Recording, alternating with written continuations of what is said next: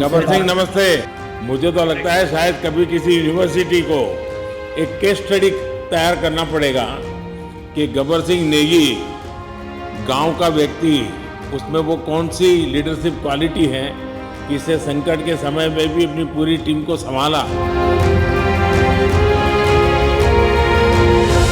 17 दिनों के इंतजार के बाद उत्तरकाशी में सिलक्यारा टनल से सभी 41 मजदूरों को सुरक्षित बाहर निकाल लिया गया। इसके बाद पीएम मोदी ने इन सभी श्रमिकों से बात की और उनसे हालचाल जाना और उनके दिक्कतों के बारे में भी पूछताछ की। इस दौरान उन्होंने खासकर गब्बर सिंह नेगी नाम के श्रमिक की जमकर तारीफ की, जिन्होंने मुश्किल समय में भी मजदूरों को संभाला और उनका हौसला नहीं टूटने दिया। गब्बर सिंह से बात करने से पहले पीएम ने उनका नमस्ते के साथ स्वागत किया और कहा कि शायद कभी किसी यूनिवर्सिटी को एक केस स्टडी तैयार करना पड़ेगा कि गब्बर सिंह नेगी एक छोटे गांव के व्यक्ति होकर भी उनमें ऐसी कौन सी लीडरशिप क्वालिटी है कि इस संकट के समय में भी उसने पूरी टीम को संभाला और लोकल होने के कारण बहुत आसानी से चीजों को संभाल भी पाया। पूरी बातचीत सुनिए, जहां पीएम मोदी ने गब्बर सिंह से बातचीत की है। गब्बर सिंह नमस्ते। सर जय हिंद, राम राम, नमस्कार सर। नमस्कार नमस्कार गब्बर सिंह, जय हिंद। देखो गब्बर सिंह, मैं तुम्हें तो विशेष रूप से बधाई देता हूं, क्योंकि मुझे डेली रिपोर्ट हमारे मुख्यमंत्री जी बताते थे कि आप दोनों ने जो लीडरशिप दी और जो टीम स्पिरिट दिखाया, मुझे तो लगता है शायद कभी किसी यूनिवर्सिटी को एक केस स्टडी तैयार करना पड़ेगा कि गब्बर सिंह नेगी गांव का व्यक्ति, उसमें वो कौन सी लीडरशिप क्वालिटी है कि इसे संकट के समय में भी अपनी पूरी टीम को संभाला। और आप तो लोकल होने के कारण आप बहुत आसानी से चीज़ें समझा भी पा रहे थे, तो मैं आपकी तरफ से सुनना चाहूँगा गब्बर। बहुत बहुत धन्यवाद सर, थैंक यू सर। आप लोगों का सर, ये सब आप लोगों का आशीर्वाद था सर। आप लोगों ने हमारा हौसला बढ़ाया सर।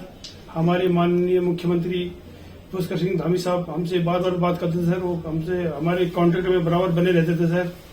और हमारी कंपनी की पूरी कंपनी की टीम लगी हुई थी सर। ये कंपनी हमारी फैमिली की जैसी थी सर। कंपनी की तरफ से भी सर कोई कमी नहीं हुई सर हमारे। उन्होंने किसी तरह कोई कसर नहीं छोड़ी, दिन रात एक किया सर।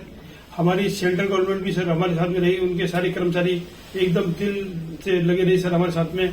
हमारी स्टेट गवर्नमेंट भी हमारे साथ में पूरी बराबर बनी रही सर। हमारी एनडीआर की टीम, एसडीआर की टीम, उन्होंने बराबर हमारा हौसला बढ़ा के रखा सर। वो लोग तत्पर डे नाइट एक किया सर, दिन रात उन्होंने मेहनत की सर और हमारा हाल चाल लेते रहे सर। इसलिए सर हमारा मतलब आप जैसे हमारे देश के प्रधानमंत्री रहे सर। आप जो है जब बाहर से हमारे देश के कंट्री, अदर कंट्री से आप लोग खींच के इंसान को बचा के ला सकते सर, तो हम तो सर अपने घर में थे, इसलिए हमें कोई दिक्कत नहीं सर। यहाँ पे हमारे भगवान मतलब भोगनाथ बाबा जी है सर, उनके ऊपर भी सर हमें बहुत विश्वास था और उनकी कृपा भी हमारे पास और हमारे सारे दोस्तों के ऊपर बनी रही सर। और ये दोस्तों का भी बहुत बहुत मैं शुक्रिया अदा करना चाहता हूँ सर, जिन्होंने कि इस मुश्किल की घड़ी में सर एकदम आराम से रहे और हमारी हर बात सुनी है, जैसे हमने कहा उन्होंने सुना सर और हमारे बताए हुए रास्ते पे चले सर।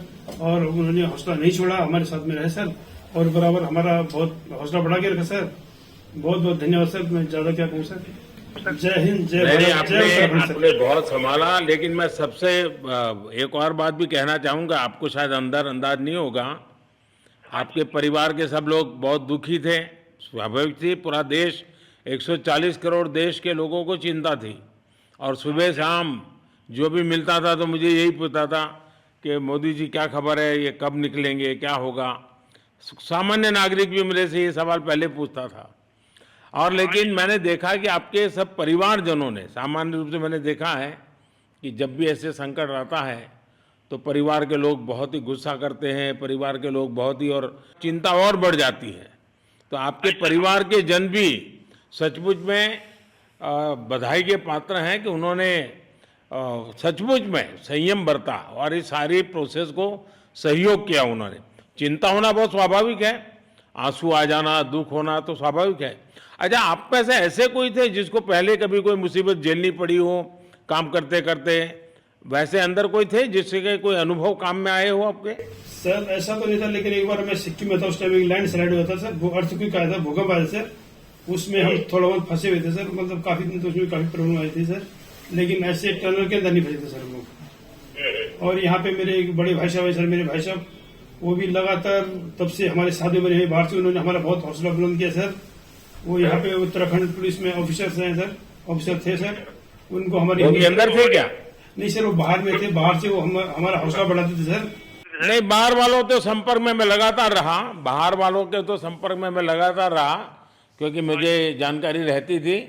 और मैं चाहूँगा साहब, मुझे बताया कि आप सभी साथ में बैठे हो, क्योंकि मेरा पहला आग्रह था कि वहाँ सारी एम्बुलेंस वैन खड़ी रहे और सबको पहले एक बार हॉस्पिटलाइज किया जाए, लेकिन मुझे तुरंत डॉक्टरों ने बताया कि इन लोगों की तबीयत इतनी बढ़िया है, ये लोग इतनी मस्ती से अंदर रहे हैं और इतनी हिम्मत है कि फिर मेडिकली तो कोई प्रॉब्लम ही नहीं है। तो मैंने कहा फिर ठीक है, मैं रात को ही बात कर लेता हूँ सबसे। टाइम्स नाउ नव भारत डिजिटल की रिपोर्ट।